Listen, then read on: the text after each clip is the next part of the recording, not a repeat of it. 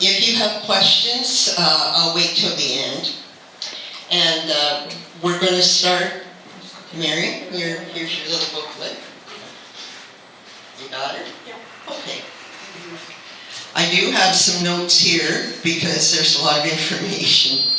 So welcome everybody, and thank you for coming out on such a miserable day. And I just heard a squeak there.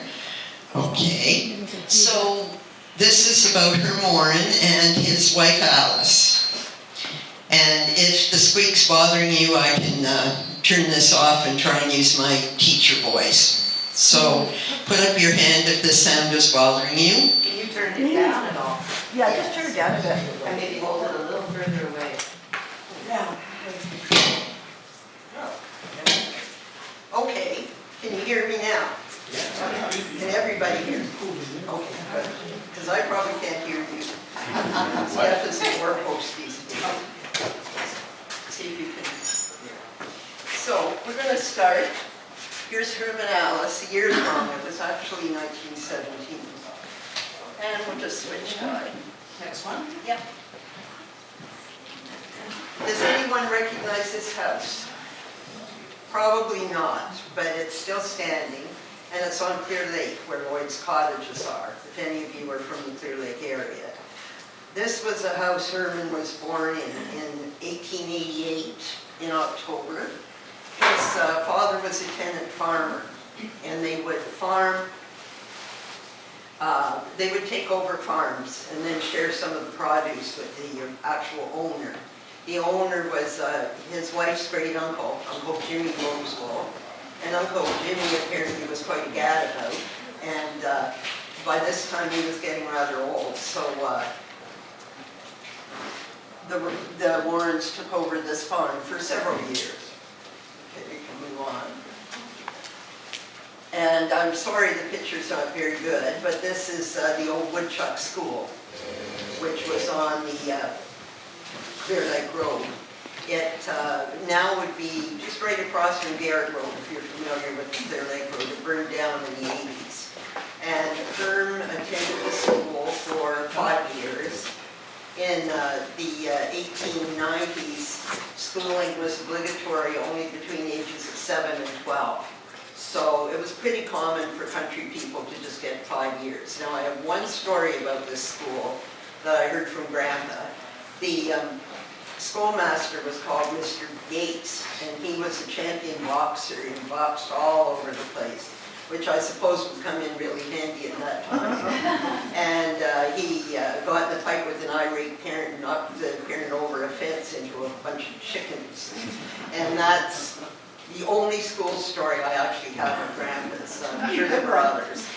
The family moved up the road to another farm, which was on what they call Crosby Road, which now runs not too far from the Legates. The house burned down about 10 years or so after they moved there. And Herm, as I say, he and his siblings probably only got about 5 years of school. Okay, we'll move on here. These are the only existing pictures of his parents. These were done very late in life, probably in about 1930. I'll tell you a bit about John. John was born in Chaffee's Lock, but is now Wild Apple Hill. His family had already been on that property for 3 generations. He was born in 1852. His father, Noel, was illiterate, and so was John. John never learned to, he could read a little bit, he never learned how to write. He was functionally illiterate. In 1852, if a school was too far away, they just didn't go there. They weren't obliged to. He worked at the mines, and anybody who knows a bit about the history of Newborough knows that there were 2 mines there, the Chaffee mine and the Matthews mine. He worked at the Chaffee mine, and I did find a little bit in the newspaper about it years ago. He was interviewed in the early 1930s about his experience there, so he probably went to work as a miner when he was about 14. His mother died when he was 12. Noel lost the farm. Apparently he was drinking a little bit too much. Seems to be a bit of a pattern there. And Noel finally, who my nephew over there is named after, Noel finally ended up becoming a tenant farmer. Now, Ellen is another story. She was a first cousin of John's, which happened back a lot when they were only like a kilometer away. A lot of first cousins got married. Today it's kind of frowned on, but in those days it was pretty typical. And they never mentioned the fact, but I did find it out doing a little historical research. Their mothers were sisters, the Whalen girls. Ellen was born in 1852. Her father was William Hayward Rosewell, and her grandfather, John, came from England in 1817 and settled on the Clear Lake Road. The Rosewells owned at least 4 farms on the Clear Lake Road. They had a number of sons, so they at one time owned pretty well all the land around the Clear Lake Road. Ellen, from what I gathered, what my dad told me, was very cranky. He wasn't particularly fond of Ellen. She smoked a pipe, which she would hide if anybody came by. She was about 4'11". Her hair didn't ever turn gray. It stayed black until she was in her 80s. And she's a very tiny woman. She was, probably they said weighed about 99 pounds. She did manage to have 6 children. They had 6 kids. There was Will, there was Maine. The 3rd child before her rolled off a couch when he was 2 months old and died, which was very sad. And he's buried in Holiday Cemetery, Hilliard. Herman was next. There was Flossie and Emma. And Flossie died at the age of 10 from diphtheria, which was a terrible disease at the turn of the century. And the doctor couldn't even get there in time before Flossie died. I was haunted as a child because every time Herman looked at me, he'd go, "You look just like Flossie." And I thought I might pass away at the age of 10. Okay, we'll go next to Alice's family. You notice her father's rather elderly. He was born near Belfast in Ireland. He was supposedly a policeman in Ireland in Belfast. This was never proven.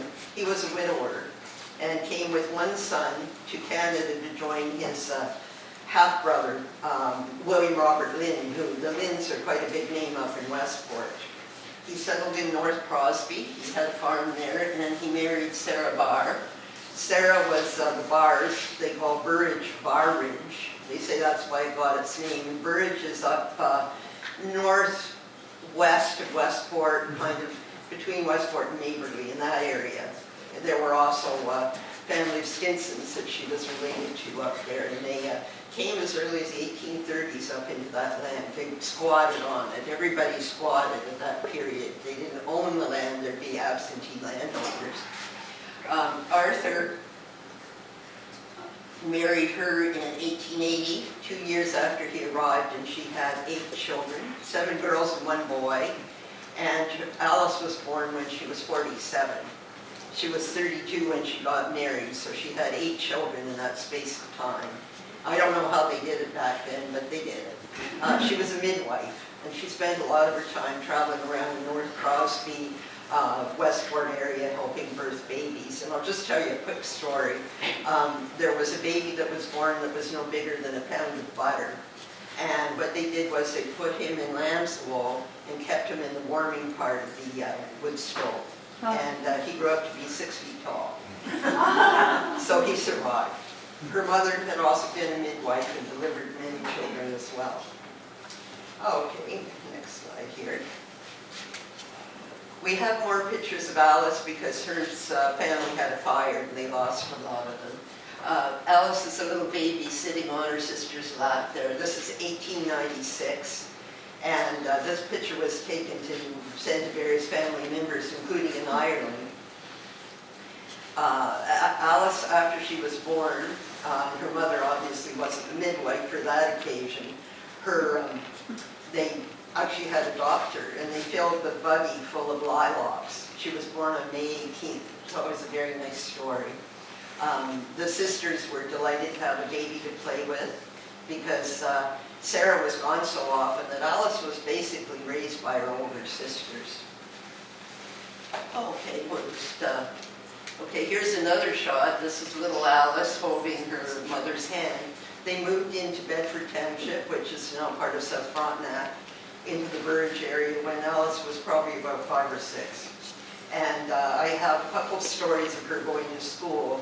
She had to walk 3 miles to school, and she was absolutely terrified because there were bulls and cows all the way around, and she'd get to school by climbing tree branches. She had a dog called Coley that she absolutely adored, and there were a lot of stories about Coley. At the age of 12, she quit school and became a hired girl. This was pretty common. At the age of 12, going on 13, she had to cook 10 loaves of bread on Monday mornings, milk 8 cows, cook breakfast for a big family of 8, do all the cleaning, help nurse a mother who wasn't too well. She only took this dog for 5 months. I can see why.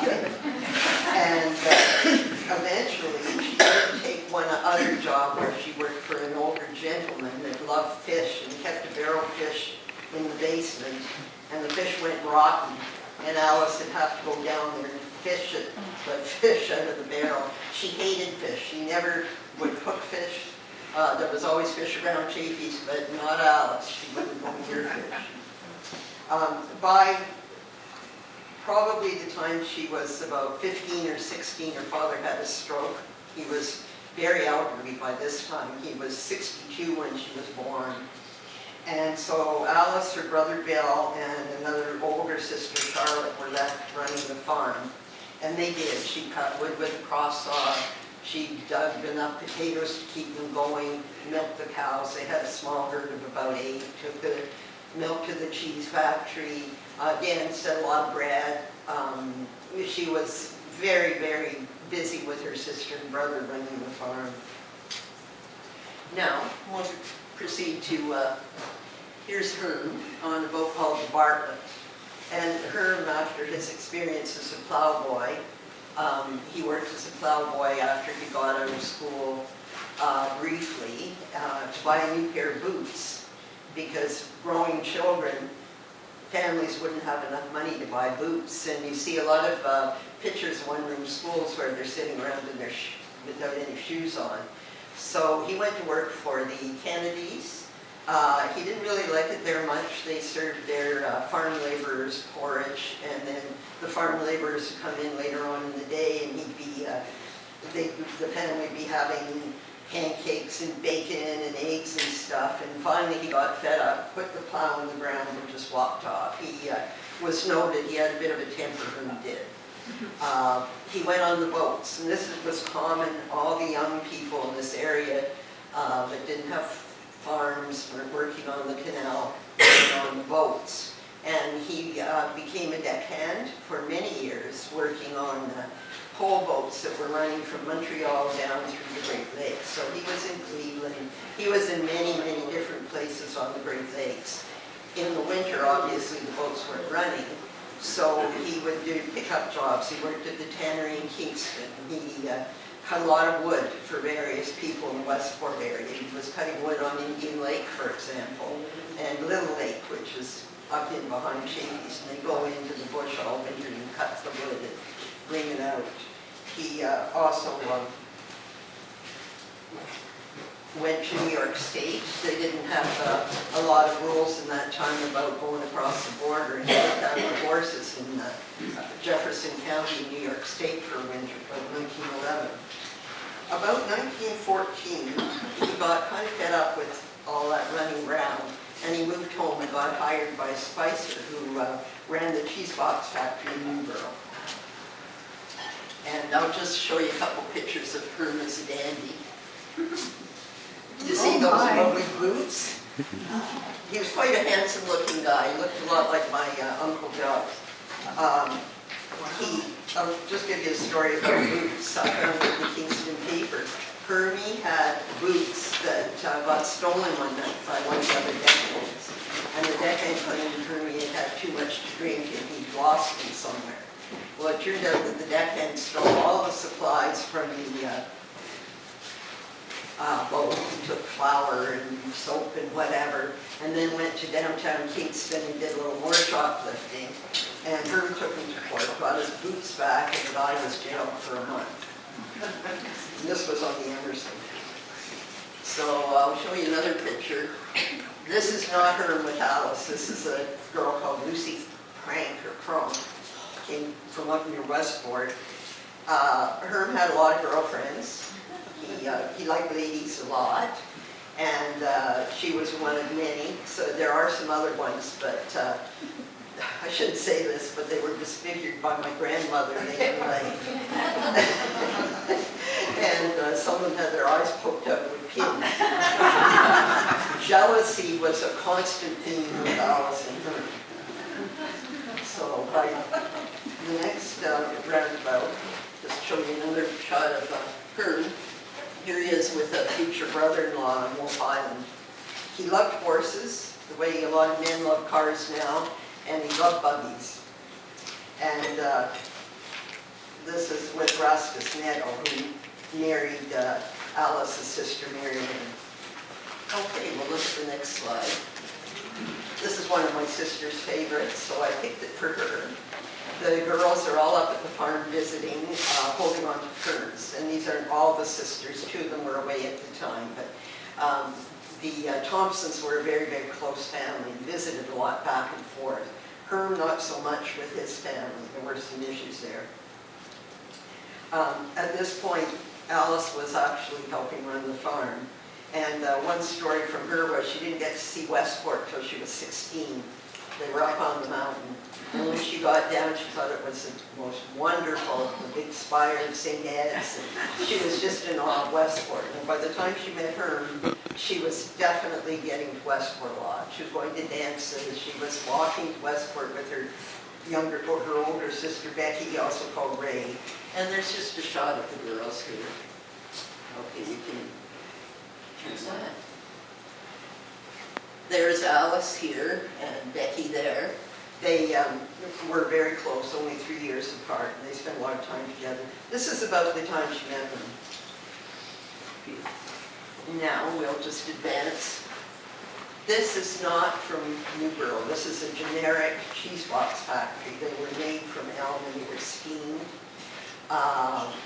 Sometimes I think they used ash. I can't quite remember the woods they used in them, but the steamers were very, very hard to operate. And actually, Herm's older brother, Will, got scalded by this. He would never eat dairy again.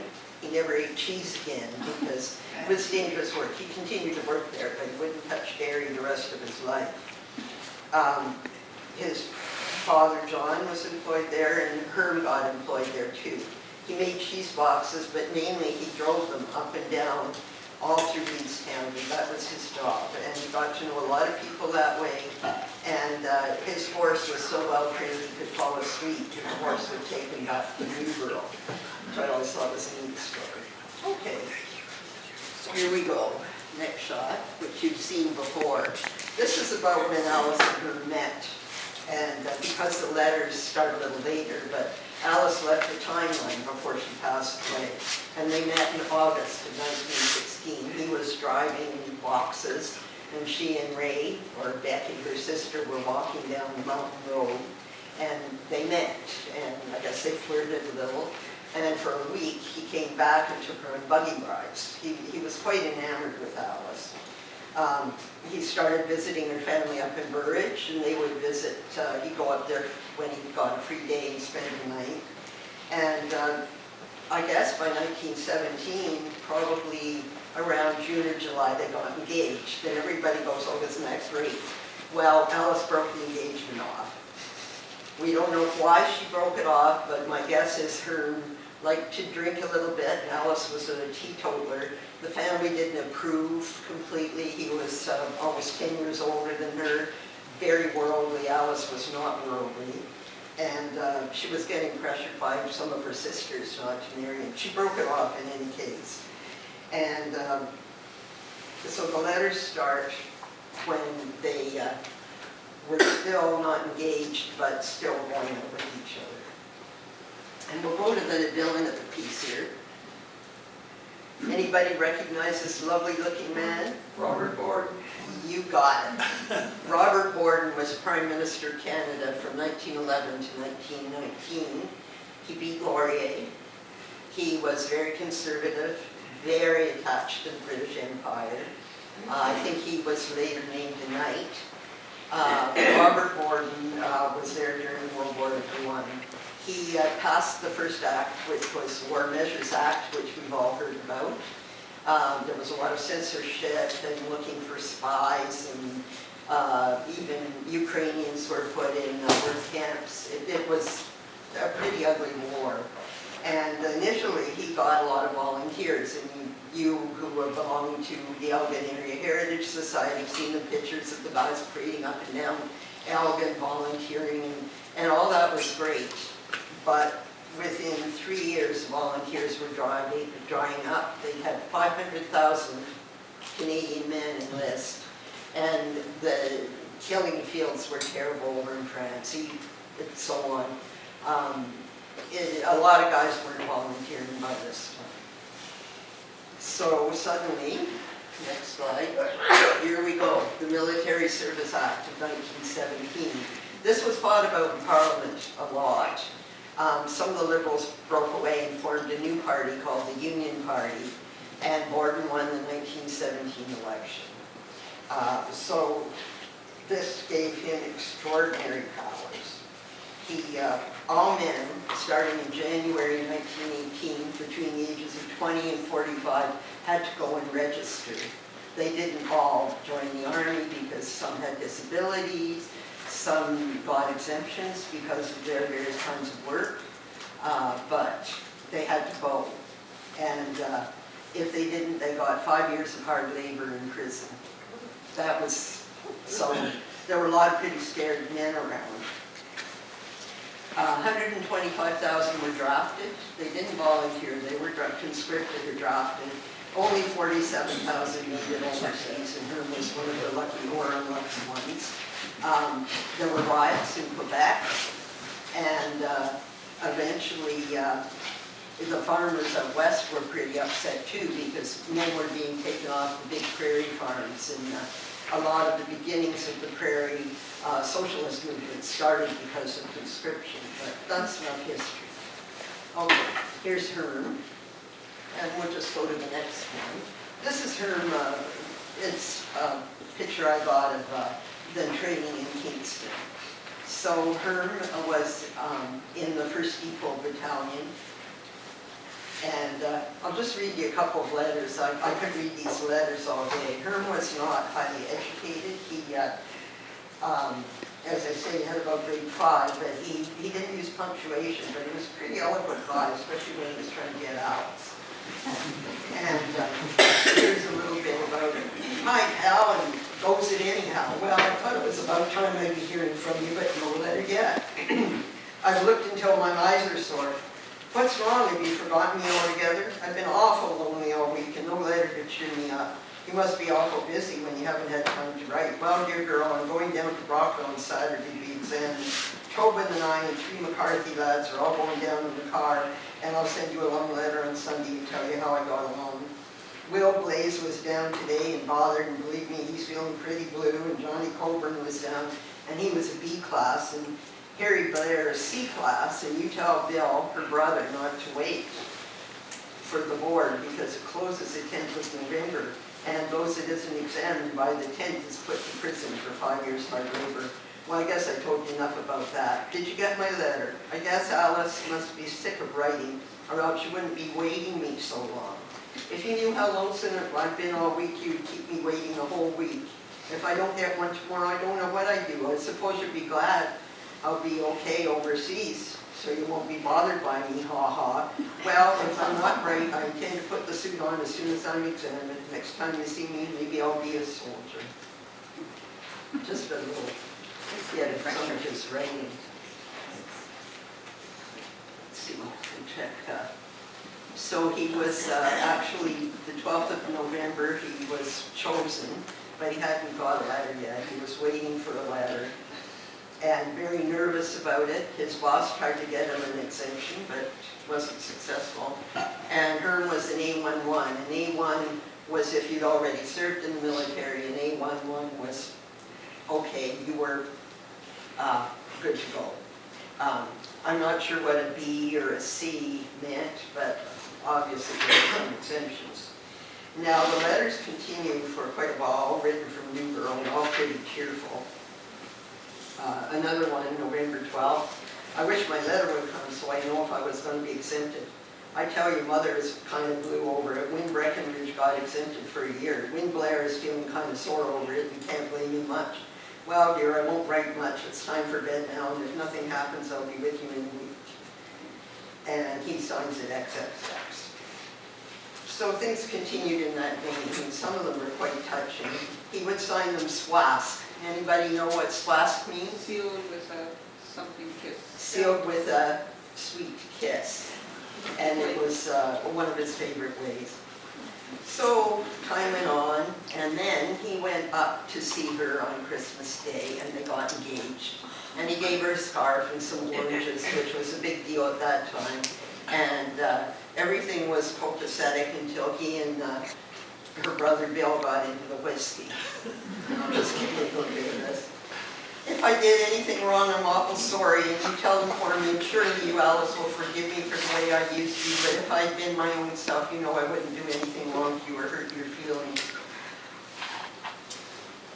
But it's been in my mind all day that you seemed a little vexed at me yesterday, and that's the reason I left so early. Now, Alice, I hope you're the same to me and you'll never see me drinking again. If you know how miserable I felt over getting drunk and making a damn fool for the time, and you'll never see me drinking again.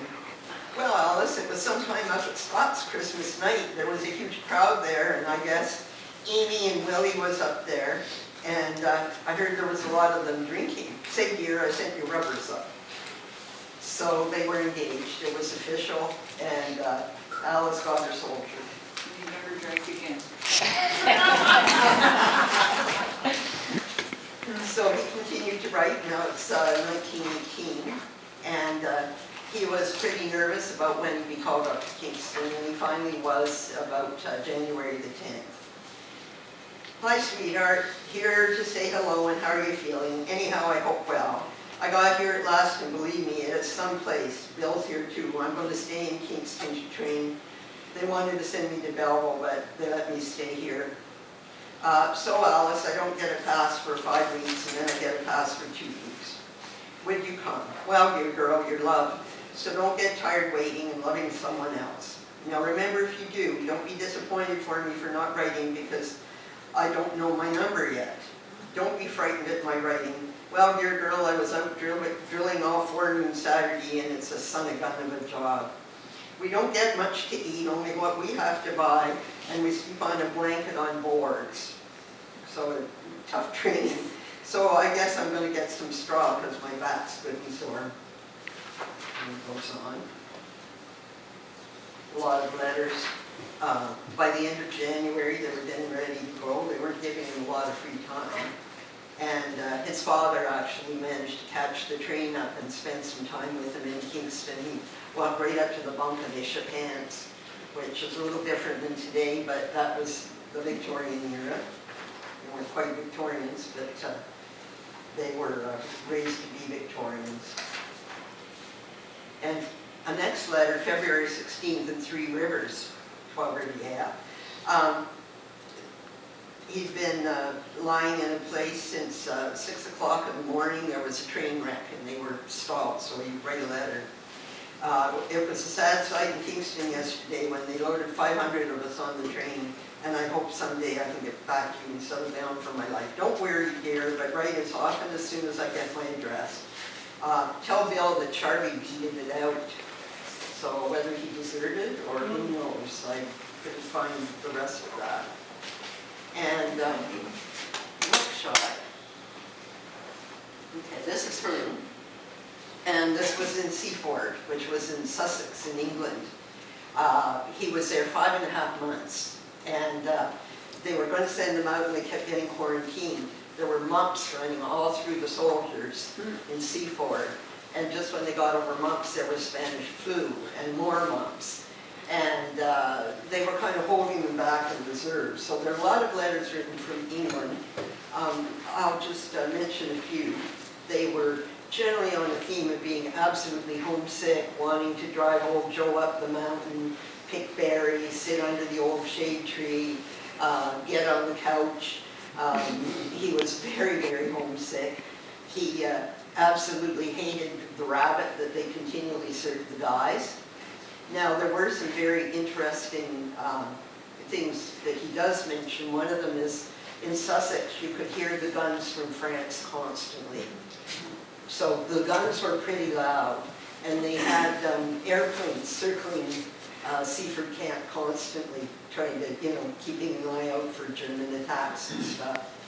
He was trained at throwing bombs, which I assume was grenades. He became a very skilled marksman. He trained to be a sniper, and he also had time to train to be a machine gunist. But at one point in May, he wrote, "I'm so damn sick of it, I could throw myself in the ocean." So not exactly what you call a willing soldier. And we'll just go to the next.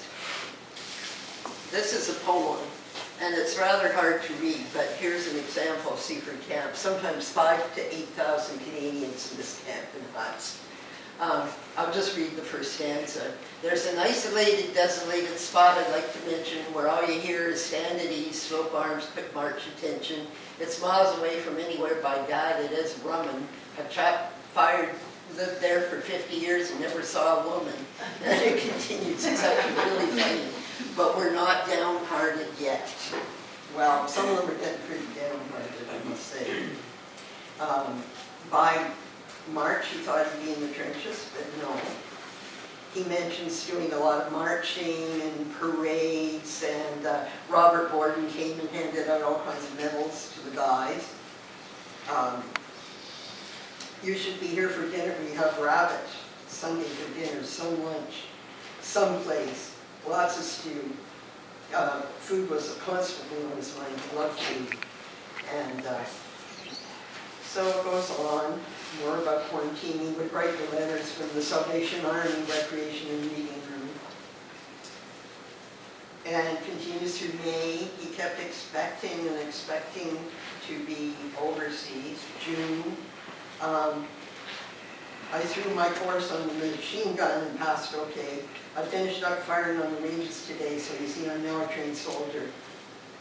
Say, he goes, "Dear little maple leaf you sent me was awful nice. You were on my mind day and night. I never thought I could love anyone until I met you, and since we first met, I've been in love the whole time. And I don't think I'm kidding you, Alice, for everything I told you is true, and I intend to keep my promise until I meet you again." Now, they were supposed to go at the end of June. They didn't go. Continues on. And July, but they were keeping them waiting all the time, just getting ready to go overseas to France. July 23rd continues, and then finally, in August, and I believe it was August 18th, he was transferred to France. He was at a holding depot for about a week, and then they went right into war. And just a little World War I history. It was the 100 Days War. It was considered one of the strongest offensives of the First World War, and Canada was right up there. They fought very valiantly, and there were many, many, many casualties. Herman obviously wasn't writing too many letters during this period. He did manage to get a couple across. One's, "Don't worry about the French girls, they can't speak English, I can't speak French." And of course, he wasn't meeting too many people. I remember one story about him being in an orchard and stealing some fresh apples, but for the most part, the guys were just marching, fighting the Germans. The one letter he did manage to get out, he was sitting on a German machine gun box. And I'll show you another letter here. There was censorship during World War I, and this is what they were allowed to send. So nothing to be written on this side except the date and signature of the sender, and you got to cross out he at "I am well, September 10th, have received your parcel," and then he signed at the bottom. Everything was heavily, heavily censored, and they were told. So we'll go back here. Let's see where I lost my way a bit. Oh, and one thing that was constantly on his mind was he wanted Napoleon chewing tobacco. And Diane would remember when he was alive and go down for his Big Ben chewing tobacco. Herman loved chewing tobacco and continued until his 90s. So the next letter was October 8th, 1918, and I'll show you why. Here are the Prince's Packs. He was transferred to the Prince's Packs eventually. The Princess Patricia Light Infantry, getting ready for the Battle of Cambrai. This was the second Battle of Cambrai, and again, one of the bloodiest fields in World War I. Herman, as I say, was just marching, fighting, didn't have much more on his mind except that. And the next letter is October 8th. This is why. Go to the next slide. This is a church he was shot from. It took me some homework, but it's in a village called Kilroy-les-Cambrai, about 3 miles out of Cambrai. On September 30th, he was shot by a sniper. And I'll go into the injuries in a minute, but he was in a hole for about 6 or 7 hours after this happened. He got hauled out by the Australians and was in an Australian hospital tent for a while.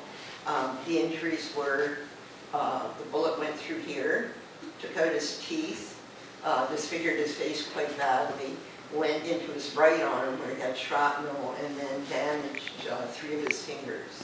So it could have been worse, I'll put it that way. He was still alive, and he was really glad he maintained his eyesight, because a lot of World War I soldiers lost their eyesight.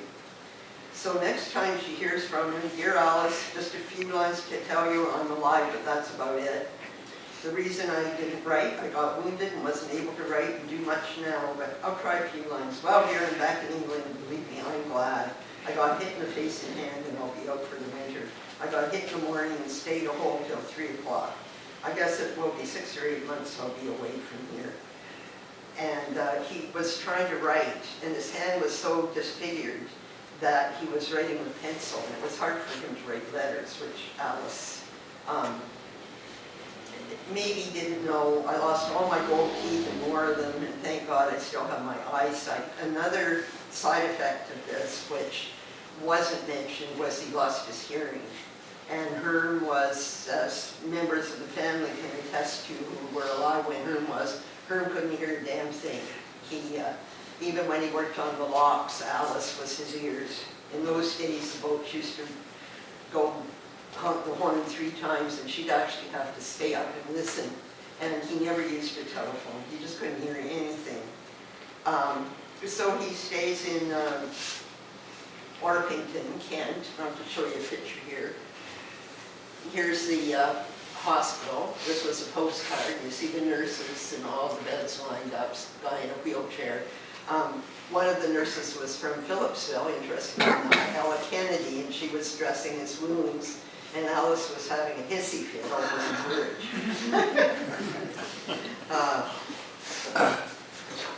So, one of the parts I'm going to mention, and then we're going to switch a bit. He talks about the end of the war, November 13th. He got the letter finally written. "Hi Alice, no doubt you think I've forgotten you. The reason I didn't write was my hands and splints. And I have to write some of the times since they were put on. They also broke his hand again. This is poor writing, but I'm holding a pencil. We all ran away from the hospital and went to London. And there was a bonfire on the Strand, and there were 2,000 people staying up all night singing and crying and dancing. I got back for breakfast this morning. I was booked for Canada last week, and I missed my board by being away, so I won't get home till Christmas. I'm going home anyway. I was no more good for France. Say, Alice, I'm awful glad the war is over." And then he talks a little bit about what they were doing in London. "Just wait till I get back and there'll be something doing, ha ha ha. Got any idea what it's like over here now that peace has come? They burned up wagons and all the seats on the Strand, lots of girls and lots of hee. It was apparently quite a celebration in London, and lights were on again. So it continued. He was writing back. He didn't get home until, let's see, we'll go to the next slide. That's just entertainment in Orpington with the And then the next slide is the boat he came home on. It was called the Esquibo, and it was a hospital ship. And he took the train and was sent to Kingston for several months to recuperate, which mainly consisted of making doll carriages, trays, and baby furniture. And he was not impressed at all. It just wasn't his thing. He wasn't able to get up to Burridge. He didn't get a lot of leave. And Alice was, I don't have her letters, but she was obviously a little bit frantic. Her brother Bill got to stay, and his job was to clean up the battlefields, which must have been a terrible, terrible job. So Herman gets home again, and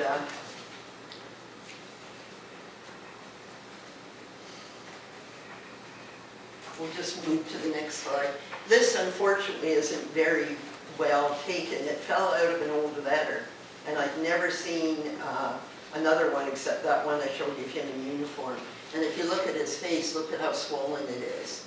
And the hands are kind of curled up. That was their house on Bay Street, which, if anybody knows Newborough, is one of the streets in Newborough.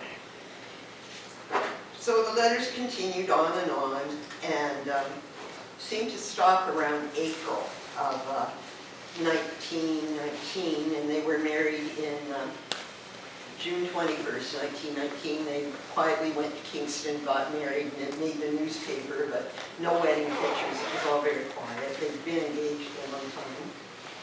And we'll go to the next picture for those interested in the Rideau Canal. Herm worked for a year at Spicer's again, and Alice became pregnant. And unfortunately, the baby was stillborn. It had the cord wrapped around its neck. It was a full 9-month baby, and she and Herm were devastated by the death of their first son. Alice required nursing afterwards. She had a lot of problems with childbirth, and she never mentioned it. I found out about it later through my aunt, and my mother knew about it, but I didn't know about it until I was in my 20s. Herm was offered a job on the Rideau Canal in June of 1920. He was a wounded veteran, and it was the policy at the time that wounded veterans would be hired on the canal. So he went to work at Newborough, and the reason they're camping is the lockmasters and canalmen had to be near the boats at that time. They couldn't kind of drive away. They had to be right there. And there wasn't a place for Herm and Alice to live in, so they just tented all the way from the beginning of season till the end of season, which in those days would be probably late April until November. And they, recovered from losing the baby. And shortly later, they had one, and that's my father, Don. He was born in 1921. And the canal allowed him to build a little cabin across the canal with a fence so they could keep the baby in. And so for a number of years, this is where they went every spring, summer, and part of the fall. They lived in this little cabin. They owned a house on Bay Street that they moved into in the winter. And they had some happy times in Newborough. They liked Newborough a lot. I'll just get to my Newborough thing here. Boy, I've gone through a lot of slides already. One of the interesting things about Newborough was that there was active Ku Klux Klan in this area in the 1920s. By the early 30s it was outlawed, but there was a convention of Ku Klux Klan in Smith Falls with 25,000 people at it.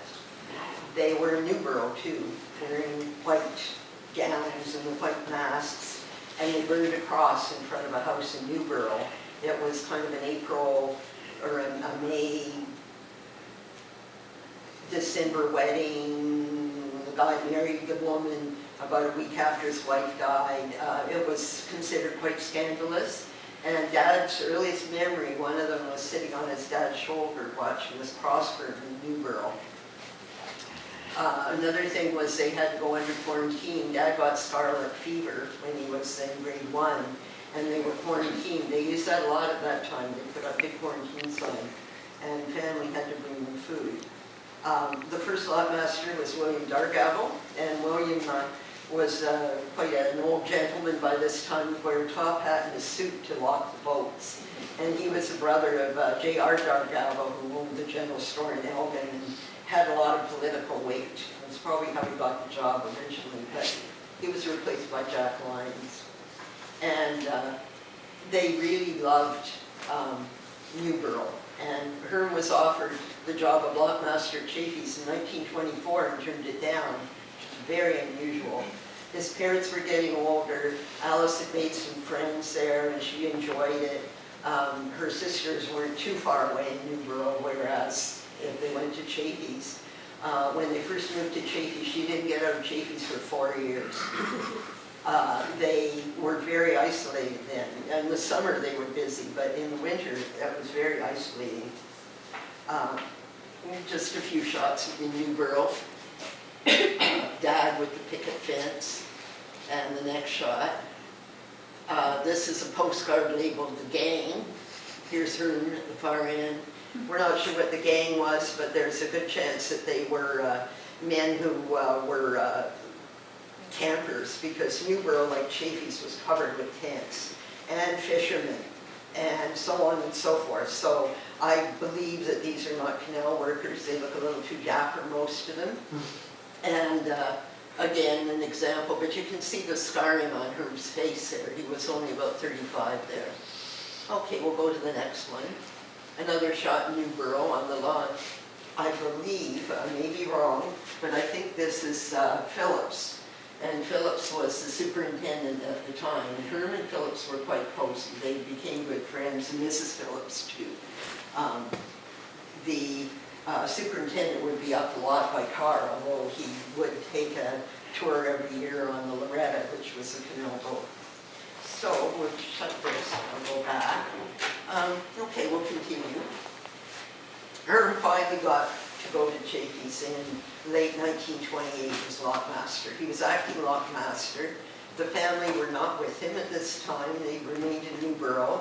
And this dapper-looking chap was his uncle. His Uncle Ned, he was the canalman, and Herman was finding it very awkward telling his Uncle Ned what to do. And Ned actually retired in 1930. They'd gone along well, but it was just very, very awkward. Just move along here. So when Herman finally accepted, Phillips was quite glad. They gave Herman a verbal test about the canal and about the locks and a little bit of arithmetic, and he got 100%, so they figured he'd be a good guy, and he was a wounded vet. For example, Alfie Sly in Jones Falls was another wounded vet, and so was Mott Kern, who was also a canalman. There were a lot of them. So here we go. And those of you from Chaffee's will recognize the front door here. Dad was about 8, Aunt Lorraine was about a year old. And in 1929, the family moved from Newborough. Now, it's kind of funny how they, Alice and Lorraine cried all the way from Newborough. They were in a wagon borrowed from Mr. Spicer with 2 other wagons, and Daisy, the Jersey cow, was tied up to the back. So it was quite the trip. They saw a bobcat on the way, and Daisy, in Dad's little book, Daisy the Jersey cow becomes quite a big character, and he goes on a lot about the Jersey cow. Herman had already been there, but the house was now ready for him. And I'll just show you a bit about the lock house. And that's the next one. There it is in about 1940. The lock house had a large kitchen, which is no longer there, that was attached to one side near the road, a woodshed on the other side, and a small milk shed. To get water in the nice months, they had a big kind of a container on the roof, and a ram shot water from the bywash, but that was only in the good weather. They had a pump as well, of course. Dad remembered the house being extremely dark, dark green, spooky as heck, and they had carbide lights, and around this period, if you didn't have electricity, you had carbide lights. And there was a machine outside that would generate the gas, and it would shoot through. The house was set up for it. And it was so erratic, and they'd get these big shadows, and then you'd go down, and they wouldn't have light. The Herman got really mad one night and took an axe to it. They relied on coal oil and various kinds of that sort of lighting until they got electricity about 1936. There was a cistern in the basement, and the house was heated, of course, by wood, which was a big part of wintering in this area at that time. They had wood cutting bees, ice cutting bees. These continued to the early 1950s. And we'll just move along here. Here's a Loretta. Actually, one of my earliest memories is when I was about 3, I got aboard the Loretta when it was parked at Chafee's. It was a beautiful boat. From what I remember, it was owned by the canal. It had brass fittings. It had a mahogany-lined dining room. It was very, very formal. And the Loretta would come up on occasion, but once a year, all the canalmen had to rush around and get ready for the superintendent's inspection, even though he was up more. This was very formal. And Herman would sweat this because he had a lot of math he had to do, different water levels and counting up payrolls and things like that. And he was very nervous about that. He didn't have to be, but he was. And he'd lock himself up for a day to get this going. In 1934, Mr. Phillips died of a heart attack. He was replaced by a guy called Murphy and then Whittier, and these were the superintendents at the time. They directly worked with the canalmen. It wasn't like today where they're very far away, and they worked on water levels, which of course all had to be measured. One story was Herman was at the bywash in the winter dropping logs with Alice. She helped him with a lot of this sort of work, and he fell down in the gap that is at the bywash onto the icy logs. He got out, but they were both very scared. Alice couldn't swim. A little bit about the boats going through. Most of them at Chafee's, it was the busiest lock station on the southern end of the canal. Because of the resorts, there were 2 launches and a lot of skiffs that the fishing guides used. Fishing guides were a big thing at the time. There was a Buena Vista, which was a coal boat that continued to go through. Just a little bit about the washroom facilities. They had a single hole washroom behind their stable, and this was used by the campers too. So it got pretty stinky, and the family had to use it. And Alice was sitting there in the middle of the night, very Victorian, and some camper, a man came in and sat on her lap. It was so dark, and Alice just had a fit. After that, the wife of the superintendent, look, you guys needed 2 holers, so they got one for the campers, one for the family, with a lock. So, and of course, things are quite a bit different today. There were campers everywhere.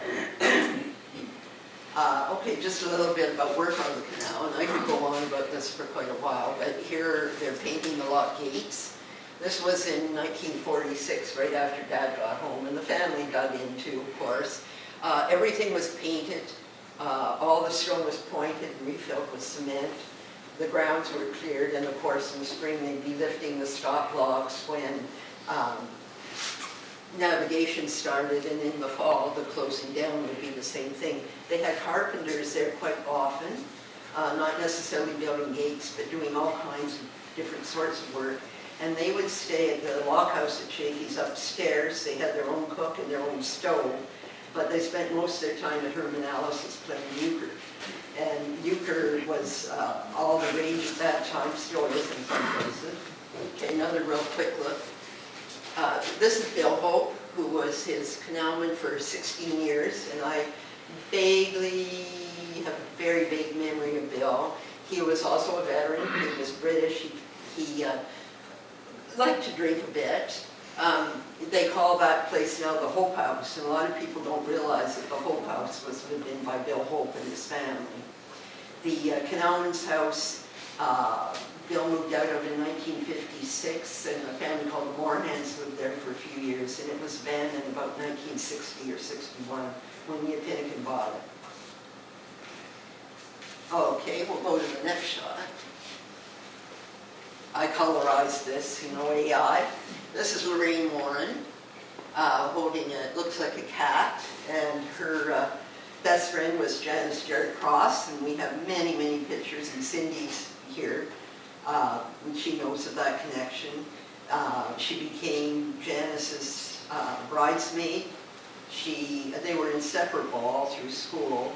Like Dawn, my dad, she attended Pine Grove School, and then later boarded with Cliff Pennick out in Elgin. So she knew Cliff Pennick as well, the photographer, and went to continuation school in Elgin, and eventually became a nurse and married a man called Charles Crean. We won't go any further on that one. Oh, here's Lorraine, and here's a surprise baby, Doug. Doug was born when Alice was nearly 30. We called it her 7-year itch. And here's Doug. He's tied up in a harness because in those days babies wore harnesses. He was an active little boy, and so much younger. He was 14 years younger than Dad. Doug is still alive now at the age of 90. And when he was born, one of Nanny's best friends gave her a yellow rose bush, and we'll get into that later, but it was the yellow rose of Texas. And now we'll just go to Alice. Here she is, about 1940-ish. Alice was very superstitious. She wouldn't allow 13 people at the dinner table. We always had to haul in a 14th person, afraid of birds in the house. She was a complete teetotaler, and Herman used to sneak off at Christmas with Dick Manny from Chaffee's, and they kept a little secret compartment in the stable, and they'd have a few drinks. But she made absolutely lightning dynamite wine. Why she was doing that, who knows, because she never drank it. But Don Jarrett, who'd be Cindy's grandfather, got a hold of some one night going to a school concert, and within 3 steps he was down on all fours. It was long stuff. Herman was a bit of a tyrant about meals right up till the day he died. He would tap his teacup with a spoon when he wanted a woman to serve him. He tried it with me when I was a teenager, and I was pretty upset about it. Alice had to have dinner or lunch exactly at 12 noon. If it was 5 past or 10 past, that wouldn't work. It had to be at 12 noon. Supper at 5. These suited his life on the canal, but they also suited him quite well. He really was a pretty tough character in a lot of ways. All her life she was not allowed to touch the radio or the television later on, and she never learned to drive. It was a very Victorian marriage, and she would rebel on occasion, but he kept her on a pretty tight leash. And this was typical of that day and age. When she was 8 months pregnant, she was milking and got kicked in the head by Daisy, the bad cow, and ended up almost in a coma, but she recovered and she was able to have the baby. She was an amazing cook. We all loved Alice's bread, and when I was a kid, I'd walk across the lock lawn with a loaf of her bread, and a tourist would offer me $1 for the bread. I always refused, although I was tempted a few times. The campers were constantly in the house, if it was raining particularly, and they had to use the phone. So probably from June until September, there were non-stop campers in the house, and they sometimes would steal vegetables out of the garden, and they'd actually steal pies off the windowsill. She caught a few of them. She was very protective of her children, and with her having a temper, that was important. And we'll move on. Here's Alice and Ted Ashbaugh, one of her best friends, who came from Youngstown and had a cottage down at the Point. Her 2 best friends were Jenny Lashley, who owned Fernbrae, which was a guest house for fishermen, and Ted. And she became involved with the Women's Institute very early on, probably about 1930. And the Women's Institute controlled Chaffee's. Really, it disbanded in 1995, but it was a strong force. These were women, non-denominational. They would get together once a month, recite the Ode, have lectures, sometimes on foreign countries, quite often on practical things like gardening, sanitation, inoculation. They managed to get a kind of a school bus for the morning school, which was a sleigh, and it took the kids in the winter. They managed to get inoculations. They controlled the Christmas party, which would sometimes be at the school, but later was at the community hall. They would have bring goodies for new mothers and for people who were disabled. Just another quick story, War of the Worlds, which was very famous, and Bob, what was the name of the guy? I should know it. H.G. Wells. Orson That's Welles. it, Orson. Orson Welles did War of the Worlds in the late 30s, and it had the aliens landing in New York in crinkly sounds, and it was very realistic, and everybody in Chaffee's thought that aliens were landing. That's how, I won't say simple, but how unsophisticated people were at the time, and they were actually hiding in the basements. The aliens obviously didn't land, but it was very frightening.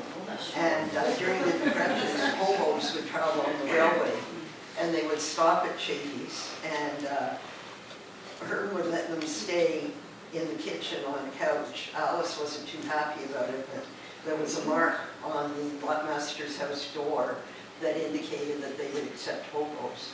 Okay, so I'm going to go a little faster. I'm kind of going along here. Just a shot of the family at the Lockmaster's house during the war. My dad enlisted in 1942 and was there till 46 in France and England and Holland.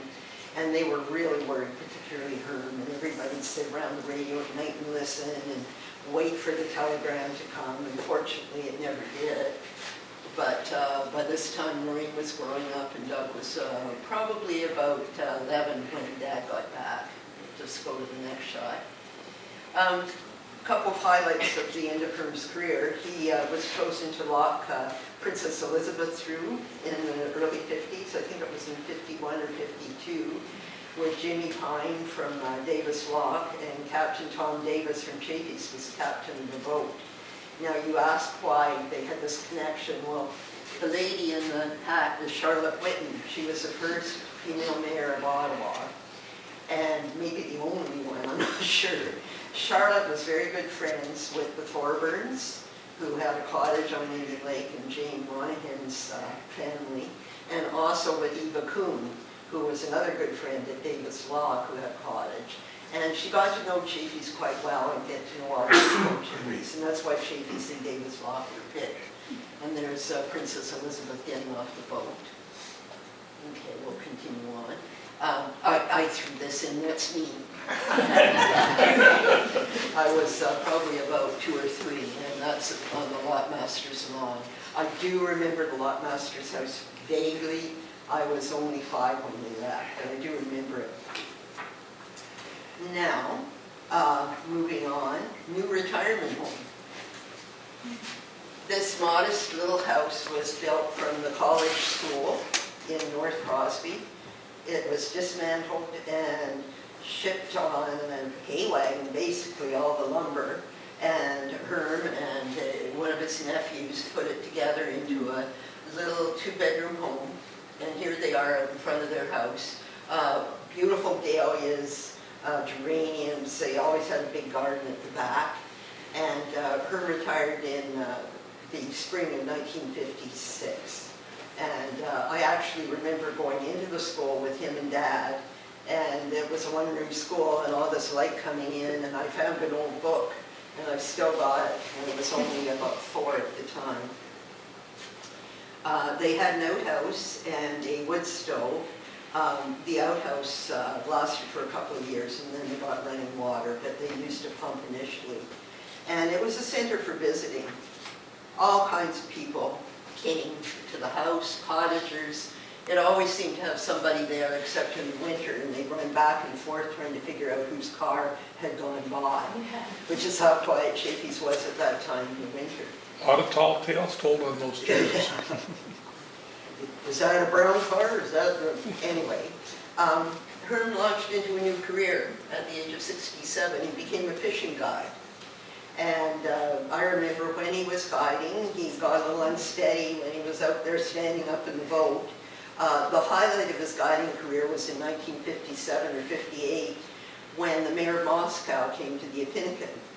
And at that time, Khrushchev was visiting in the United States, and the mayor of Moscow, his wife, and of course his translator and his Secret Service guys, the KGB, all arrived at the Opinican. And Herman was asked to be the one, I don't know if it was, he'd been a civil servant or what, but he was chosen to take them out. He used the interpreter, and they caught some good bass and had a short dinner, and he said they seemed very nice, and that was the end of that. So he continued in this job probably up until the early 60s, and Alice took a job as a cleaner, and she actually would clean cottages for people and get them ready for people. And then in 1961, she finally got her old age pension, the first money she'd made since being a hired girl. She was absolutely thrilled with it, and she didn't do quite as much of that after that. And just a quick shot, Herm was, because he served so long on the canal, he was called when they unveiled the historic plaque in Jones Falls, and I believe this is Alfie Sly, who was a lot master at Jones Falls and retired. And they met all the big wigs at the time, whoever the members of Parliament were and so on. One other thing was about a year before he retired, Peter O'Doyle, who was at Kingston Mills, were shipped up to Ottawa to go through all these old canal papers. And they really couldn't make head nor tail of it. It was all of these records. They spent a lot of time at the bar reminiscing apparently. Okay, we'll just continue. I'm almost done. Here's Herman and Alice, as I remember them the most, in the late 70s, mid-70s. They spent a lot of time sitting out on the lawn, and Alice always had a big pot of absolutely, like, if you think Tim Hortons steep tea strong, you could put a spoon in this. And every lunch they'd have salt pork and boiled potatoes, which I developed a great love of. God knows why, it's not good for you. They enjoyed their growing family, their grandchildren, lots of meals, and lots of fun. And they had a TV in the summer. And so when we were in Chaffee's in the summer, we were over a lot to look at Ed Sullivan. Just a couple more shots. Here's Herb's 90th birthday. That's Captain Tom Davis, and there was a big celebration at the hall for his 90th, and they got all kinds of, best wishes from the Queen, that sort of thing, and there it's Herb and Alice. Alice, by this time, was starting to get Alzheimer's, and you can kind of see it in her face a bit. She was not well the last few years of her life, but remained in Chaffee's and remained walking all over. Everybody knew to look after Alice. And I remember one time she went up to the Lockmaster's house, and they were restoring it to be a museum. This was about 2 years before she died, and she yelled at all the workmen and told them to get out of the kitchen. And so here's just a shot of their 60th wedding anniversary with some of the grandchildren. Jennifer's a baby, and I was the oldest. I was probably in my late 20s then. And my cousin Paul and Bill, and Herman and Alice. There were other grandchildren, some of them away. Melinda was up in the Yukon at the time. And they had a big celebration for that too. So I'll just end here. We'll go to the last slide. Here's a rose today. It's still blooming. Melinda saved it in the mid-80s. It was on the other side of the road, and it just had a root. And she took it over. And it's Yellow Rose of Texas, and that's one that Alice got from her friend Ted. Alice died in 1982, again after about a 4-year bout of Alzheimer's. And Herman carried on until 1986. He was just short of his 98th birthday when he died. And I do have him on tape. They're too fragile now, but talking about being on the Great Lakes. He talked about growing up on Clear Lake, and he also did 4 hours about working on the canal from the 1920s to the 50s. So I'll end there. And if anybody's got any questions, please talk loudly, because otherwise I can't hear you. Okay, that's it. The end.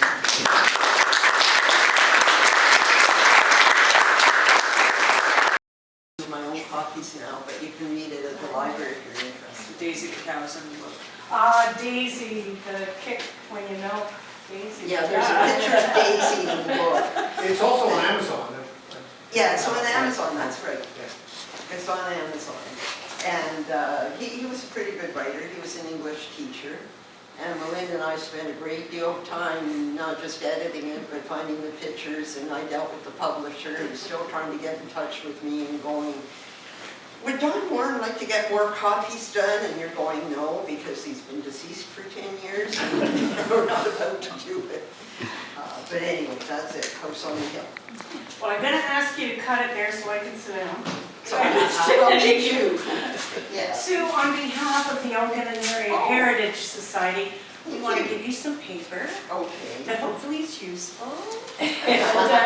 And thank you all. What a terrific audience to come out on less than the greatest weather. And it just tells me how interested folks are in local history and understanding our community. So thank you very much. We have a membership table at the back. This is what supports us having events. And our next event is going to be an AGM in, I think it's March 28th, open to all members to come, hear about us. Okay, thank you very much. You're welcome.